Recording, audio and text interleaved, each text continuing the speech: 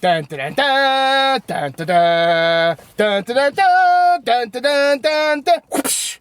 Hello and welcome to the next episode of Matt and Todd Go to the Movies with special guest Tim Davis.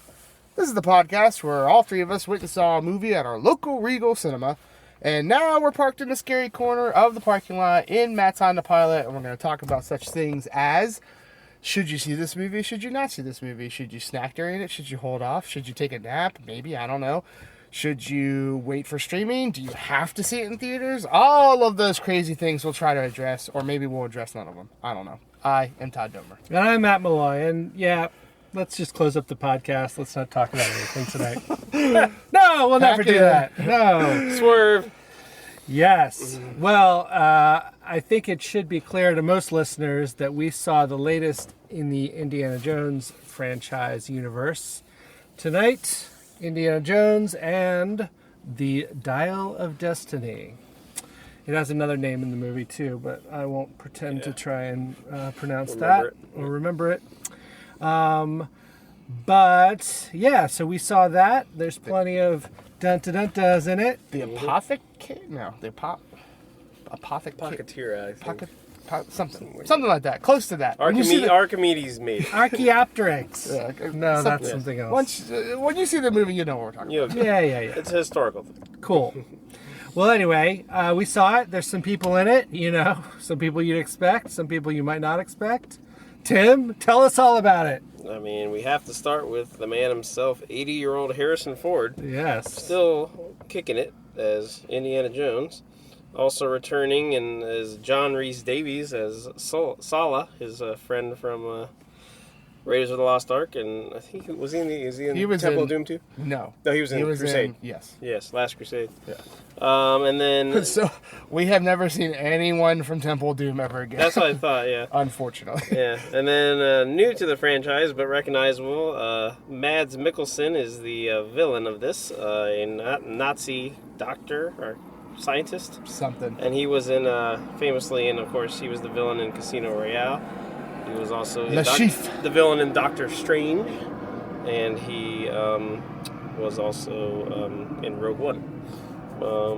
And then Phoebe Waller-Bridge is kind of is also the other main character of this movie, playing the goddaughter of Indiana Jones, and kind of is the reason he goes on his adventure this time around. And we had an interesting role for Antonio Banderas. He's in it, and then he's not. And then Toby Jones also, I think, is recognizable. He's the father of the goddaughter character. Yeah. Arnim Zola. Yes, also Arnim Zola. He's been in a lot of movies over the years. And I would say that's it for pretty much the recognizable people. Okay. Well, there you have it. So, what is this movie about? Well, like many movies, there's a focus on a particular artifact. We tried to pronounce the name of it. We'll stop trying. We'll just call it the Dial of Destiny from now on. That's probably why they didn't put it in the title. Like, Indiana Jones and the Black. Yes. So this movie centers around kind of this device. We'll call it a device. Yeah, devices. That was created by Archimedes in like 200 BC or something like that. Time. Yeah, really long time ago. And so the crux of the matter is that it is this thing that is divided into, basically it's divided into three parts. There's two mechanical parts, and then there's like a key code type tablet that you need to operate it.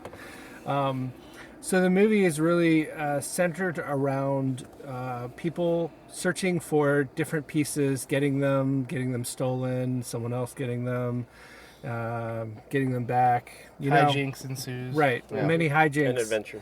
An adventure. You've got all your different areas covered. You've got under the sea, you've got in the air, you've got on a train, you've got with a fox in the box, yes, all the things. Many chases through different environments, and there's Nazis involved, of course. We already mentioned that the big bad guy is a German scientist turned American helper scientist turned back to wanting to go back in time to take care of Nazism and help it along. Yeah, I thought he had a great line that the good guy, the Allies didn't win the war, Hitler lost it. Right. And that was kind of his justification. Yes. So, that being said, the idea behind the Dial of Destiny is that it can operate to direct you to space-time rifts, and then you can go through them to go to a specific time and place in history, I guess. Yeah. I don't think you can go forward. I think you can just go back. Well, anyway, I don't think they explored that too much. No.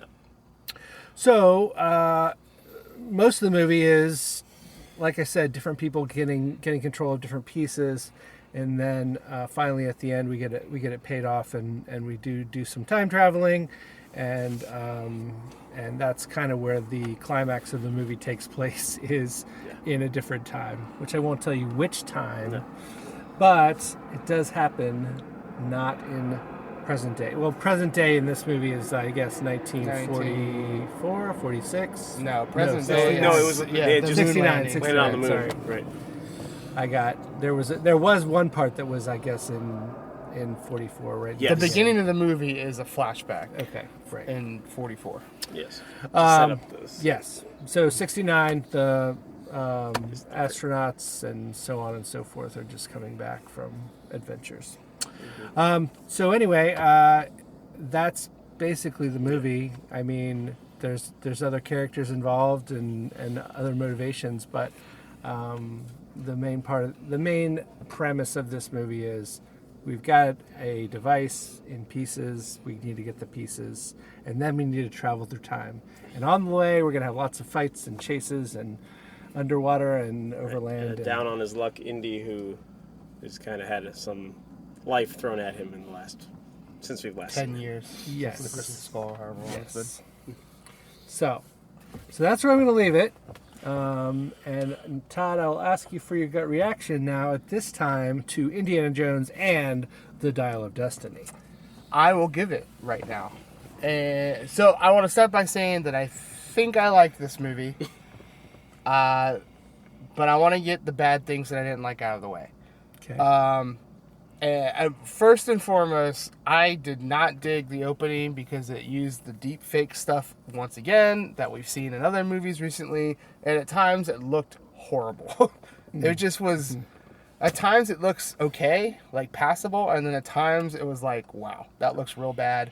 It looks like someone did it on their laptop at home. Like, and it's sad because I feel like when it looked great, it really did look great. But you were still thinking about it. Exactly. Yeah. It was too distracting. It took me out of the and I an get otherwise it was fine nice, opening. And it was nice that it was him doing it, and all they were doing were de-aging his face, as opposed to like just putting an actor into a spot that he never was. But it's still just technology's still just not quite there yet. No, and at times I see stuff on Facebook that looks better than what we keep seeing in movies, and I don't know if that's because you're taking something and putting it up on such a big scale. Maybe that that's it throws too. Yeah, that off. That's a fair point. But my advice to movie people would be the technology's not there, so stop doing it. Yeah. Seems pretty simple to me, but Take note, movie people. Todd Domer's got your back. yeah. And then my other problem with Harrison Ford doing all his younger stuff was my problem with whatever that Scorsese movie on Netflix was. It's like 3 hours long and wasting my The time. Irishman. Yes. Where, yes, you've de-aged the face, but the person still moves like an 80-year-old person. Yeah. So it doesn't make sense to me to have them do that actual stuff, because then it just looks like a weird young Harrison Ford who moves around like an 80-year-old man. So that stuff is never going to hit with me. It's never going to land, but they keep trying to make it work, and I think they just need to give up on it. Stop this de-aging crap. There's got to be someone out there who looks like a young Harrison Ford. Just go that route. Yeah. I do think, I will say that one time it did work. Hank Pym's de-aging process, Michael Douglas in Ant-Man, I think is pretty good. Yes. The original Ant-Man? Yeah. Like the first one? Yes. Yeah. I will agree. And I think a lot of it's times because... where it's pulled off, yes. And it's, well, it's pulled off if you're not doing action. Right. Like, you got if it's just a static kind of scene. Yeah, if it's someone just standing there talking, then the digital de-aging can do what it needs to do. Mm-hmm. If you're all over the screen, I think that just mucks up the process. It's just like, there's so much more you have to so, get right. yeah. It's not there yet, so stop using it. You know, I can't believe I'm telling you how to do your jobs. You get paid lots of money for this. And we get paid nothing for yeah, this. And you know that was one guy's job probably on the whole movie. Yeah, and I would say that he failed. Like, and I would tell that to his face. Yeah, like, yeah, it wasn't their guy. You know. So outside of that, this is like in my opinion, this is a paint by numbers Indiana Jones movie, which is not a bad thing. Like, Indiana Jones movies can still, like, get me into the movie. I can still get excited about it. I was excited about this movie. Like I said, I think I'm going to land on liking this movie, but they're not updating the movies enough, in my opinion. And I was trying to explain this to you guys after the movie ended, is that, like, you can't tell an Indiana Jones story now and have it try to be like the original Indiana Jones movies. You gotta, like, update and not have so much, like, they're trying to do the same kind of action scenes that happened to the movies that at this point are 30 plus years ago, almost 40. Almost 40, yeah. Just like, if you're gonna do these movies where, like, the older actor comes back to revisit a role, don't make it like the old movies. Like, have some nostalgia in there, have some stuff that's gonna make people smile and reminisce, but then also, like, update the formula a little bit. Yep. And they're not doing that. I mean, I was not, unlike most of America, I didn't hate The Kingdom of the Crystal Skull. It definitely had its problems, but I just think that both movies, the biggest issue I had was that they're not, like, at least Crystal Skull tried to update the story by having it be Russians. You know, we're back to Nazis, but that feels right when you're watching an Indiana Jones movie. Yeah. It's just that you got to update the story and not have so many action scenes where Harrison Ford's, like, throwing his 80-year-old body around. Like, just, like, you tone it down in that aspect a little bit, but then pump it up in other areas. So outside of that, what I liked about it is that you could have a movie with Harrison Ford just talking for 2 hours in like his Indiana Jones get up and maybe a whip every 5 minutes, and I'll be satisfied. Like, I just love the Indiana Jones movies. It feels good to see another one. You know, I think this is probably going to be the last one, but I would like to know what happened to Short Round. No one has ever answered that question. I don't know if we'll ever get the answer to that question.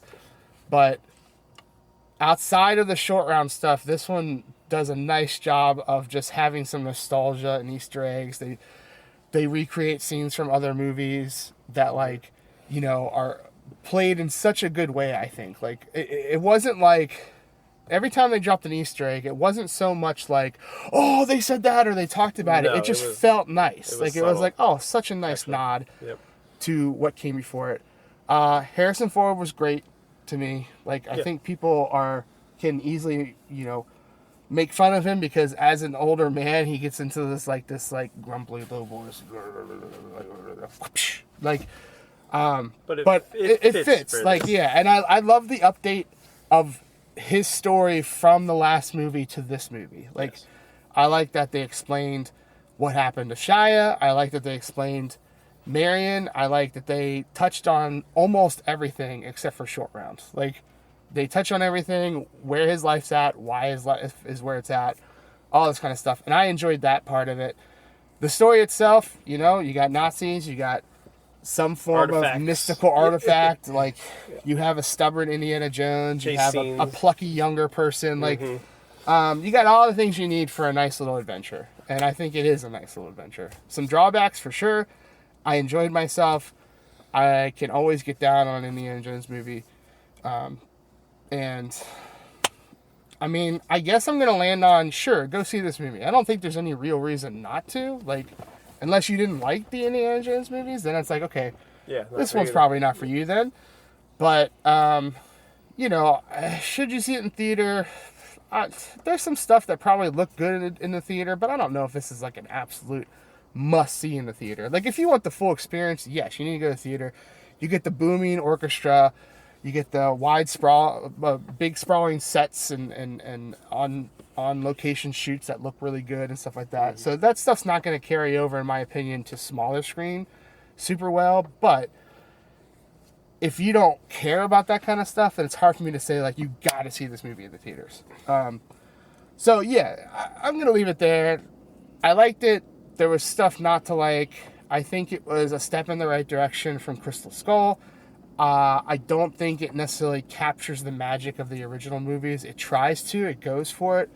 But with all the other stuff, like I said, the deep fake and stuff like that, it just kind of falls short, I think, of recapturing the magic. But there are signs of it there. So, yeah, I think people should see this movie. Whether you see it in theaters is completely up to you. Tim? Yeah, I think I'm in the same kind of ballpark as you. Yes, it was fun to see Indy doing his thing again, even at his age, both the character and Harrison. There's something about how he just slips back into it really easily. Yeah. I think more so than other legacy roles of his. Like there's something about Indy that he's just it's like a warm blanket. You just are like, yeah, this is nice. Let's go on an adventure. And I thought they put good people around him. I really liked, actually, Phoebe Waller-Bridge as the goddaughter. She's kind of the lead character that springs Indy into action, and I felt like she was a good, strong lead to play off of Indy and have her own quirks and stubbornness that rivaled him, and that's why they kept getting dragged further and further into the adventure. And I think you got to cast right for that, and I thought she did a good job. And it was nice seeing some of the older cameos and faces from before, even though it was, not the biggest parts, but they don't need to be. Just kind of acknowledgement of, hey, look, that's that guy. And, and then, Mads Mikkelsen's always a great kind of slimy villain, and, it was like, I thought, everybody did their part. No one stood out in any big way, but everyone was there and did their part. And even the kid in this was not annoying. He was actually he was there. He served his purpose.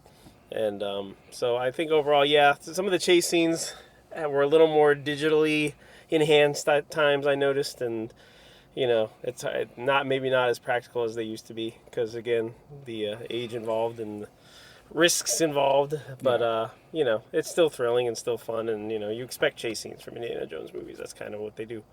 And John Williams still did the music, which it's always nice to hear, and it was another movie with just a orchestral score. And that's it. And something about that also brings it back to more classic movies, and that's always nice. Mm-hmm. So, and this was the first non-Spielberg Indiana Jones, and I would argue you really didn't notice it, It still felt like an Indiana Jones movie. So, like, the director, I thought, did a good job of capturing the tone of an indie movie without, doing too much of his own thing, kind of just saying, this is how these movies go, and I've got you, and we're going to be along for this ride. He did executive produce them. He and George. Oh, I'm sure that he probably had I would think their names are going to be on no matter what happens with them. But, so, Matt? Well, I thought that I did enjoy myself. I thought that this movie is an average Indiana Jones movie, which is not to say that I disliked it. No, it's just to say that I don't. It's certainly better than Crystal Skull. I think we all agree on that part. Opinion, but an average movie, which I think is an average Indiana Jones movie, which I think is a little step up from just an average movie, So yeah, you guys have mentioned it. It really had all the components that it needed to have. My beef with this movie is it was too long. It was long. I thought that there were just too many chase scenes and different we could have just had this relic be 2 pieces instead of 3 pieces, and then, oh no, here we go again. That would have tightened it up nicely. We got the second piece. All right, let's go on our time machine adventure and finish this out. But alas, we had to find the third piece as well. But really, that is my biggest complaint is the length and just the kind of the rambling theme of this. rambling story, whatever. I did like all the cameos and all the callbacks. Those are really fun.